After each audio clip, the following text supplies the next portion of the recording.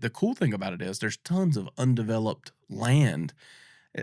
Like really, it's all been condensed on the coast, and now it's starting to sprawl back out towards 95, and that's what we're hoping to help solve that problem and help people be able to build, lifelong homes and forever homes on their property. And I've been so excited. I remember going back to about this time last year and going down there with my wife and like, all right, the mission is we got to find a place.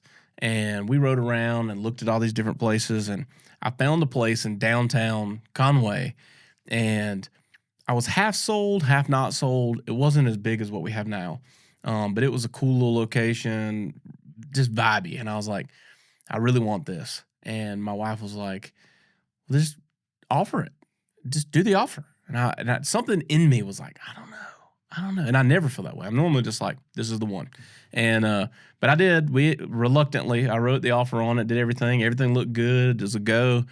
And then a week later, the property owner called and said, well, we actually had someone come in and offer us a better deal than what you were offering. And so we're going to give you, 48 hours to amend your offer and whatever. And I don't know if they were playing the game or not, but it was enough for me to say, never mind. And so the next day I went back down and was like, I'm not leaving here till I find the place. And we had rode around and I'd talked to all these people on the phone, and that mall had been acquired. Mm-hmm. Basically everything in it had left except for the Belk that had been there since probably before I was born. Yep.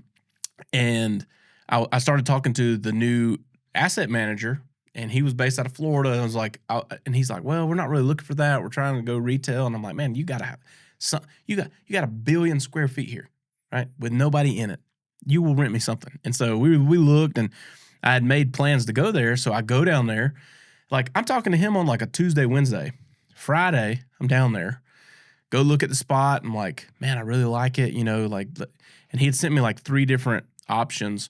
And the one that we had, I was like, this is the one. This is the place that this is the most perfect location, because it's kind of got private parking. It's not going to be overwhelmed with people, even though there's going to be a lot of people in there.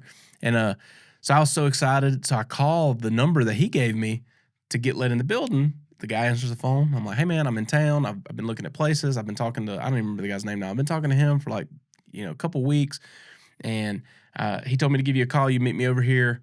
And he was like, oh, well, we don't own that anymore. And it had been sold again to the new developers that are driving all the growth there.